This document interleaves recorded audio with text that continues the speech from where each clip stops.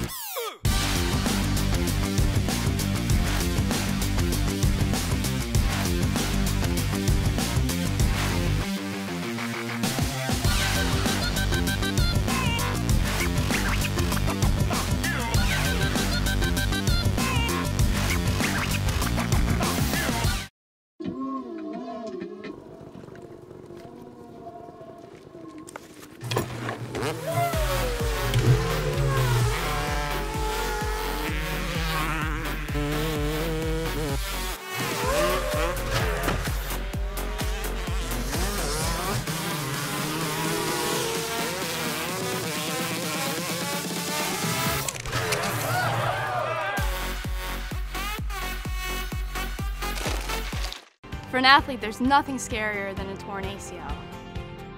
Athletes trust us with their care and their careers because we're a recognized leader in sports medicine. Get back to your active life sooner with MedStar Sports Medicine.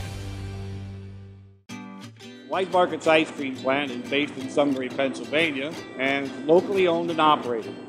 We've been making our ice cream for nearly 50 years. We create roughly 70 flavors of ice cream right now.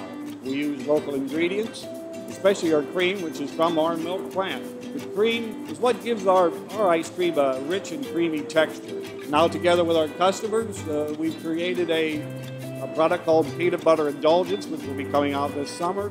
It's a peanut butter ice cream with sea salt caramel swirl and chocolate-covered pretzel. How could you go wrong with that?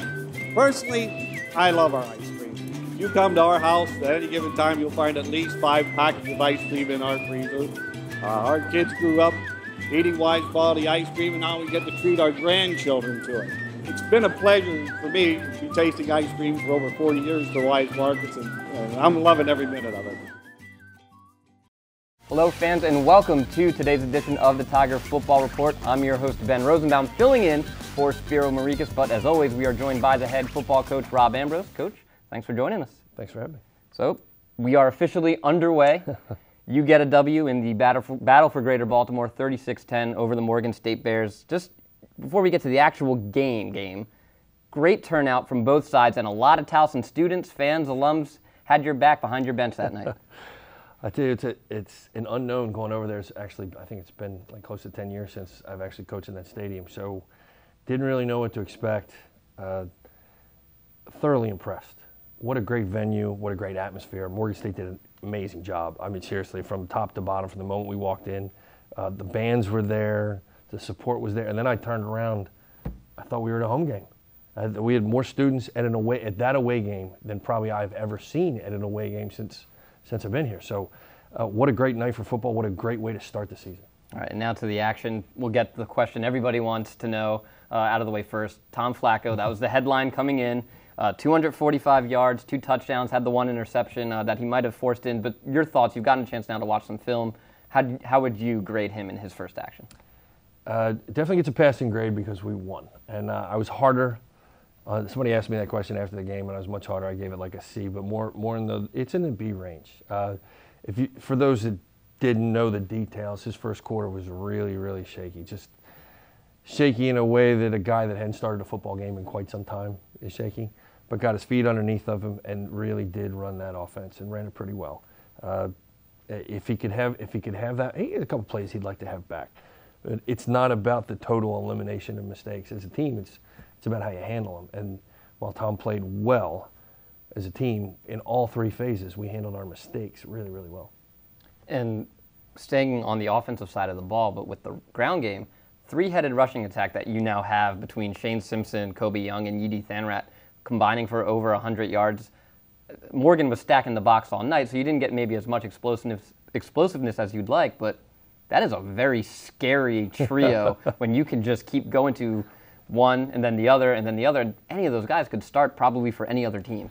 It's funny that you should say that. It's very similar to 2011, the very beginning of the year. First, let's talk schematically about Morgan. They are one of, statistically, the best rushing defenses in America. and because they're willing to pack the box in a way that nobody else will do. It's a little unorthodox. It's very hard to know where they're going to be, and of course they're big, strong, and athletic. So for us to be able to grind out as many yards on the ground as we did, and it's not necessarily just about gaining yardage. It is about the physicality of the game.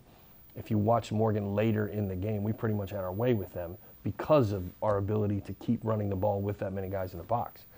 But along the way in the conversation on the headset, Coach Van Zyl, coaches the running backs, said, I love this. And we're talking about substitutions. And somebody goes, what are you talking about? He goes, I just subbed a 1 for another 1. And then when he gets tired, I'm subbing another 1 for him. He goes, we have 3 starting running backs. And we really do. We have 3 starting running backs. It allows them all to be fresh all the time. And they said, you know, are we going to keep doing this? Yeah, but it's also like going to the casino. You're going to do what you do until there's somebody that's hot. And then you're going to play that hot streak. So when that time comes, we'll do it. But until then, all 3 bring different aspects of the game. All are extremely good football players, and they make us better. All right. And then now switching to defensive side, you held Morgan to 170 total yards.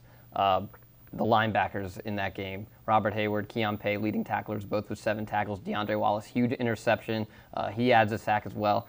Defense played great the whole night, and it was really led by that linebacking group. It was. And, you know, when you talk about who we thought we might be when the season started, it was going to be the linebackers that were going to carry the load because of their experience. And interesting, each one of them brought their style to the advantageous finish for us.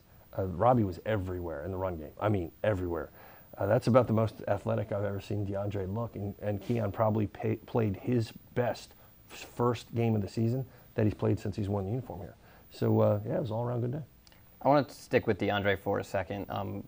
Talked about the on-the-field play. But when things were kind of getting a little shaky at the beginning, you had the muffed punt that resulted in that Morgan touchdown. DeAndre got very vocal on the sideline, and that kind of seemed, it wasn't the turning point, but everybody kind of picked it up a step. Talk about the way he's evolved as a leader from freshman to now his senior year. Well, if you've ever met him, he's never been shy for words. It did not matter how old he's been. He does like to talk. But as he's progressed throughout his years, he's matured. So what comes out of his mouth is much more beneficial for the team. And the guys know it. And there's a time to talk and a time to play, and he's figuring that out. And at that moment in time, he did a really good job. And we've talked about the offense and the defense. Special teams now, Aiden O'Neal, 4 for 4 field goals, perfect on his extra points as well. CAA Special Team Player of the Week. It's got to be nice to know. I mean, you'd love to get the touchdowns, but Aiden's out there swinging true. It is. More importantly, it's nice to see him now because he looks like the guy that kicked when he was a freshman. If you go back to last year, very sporadic, very inconsistent, and he's worked himself in the offseason to a degree where he's in that groove. It's kind of like a golfer. He's got his swing. He's got his timing down. You know, he had a new snapper, and that's taken time to get into the mix, but to put all the pieces together. And I talked to a professional kicker this week about who had watched the game, and he says he's not seen a college kicker swing like Aiden in a long time. And that should bode well for us for the rest of the year. And Aiden is now the all-time leader in program history in field goals made. That'll do it for us today on the Tiger Football Report. Join us next time when Coach and I preview the game against the Wake Forest Demon Deacons. For head coach Rob Ambrose, I'm Ben Rosenbaum. Thanks for joining us, and as always, go Tigers.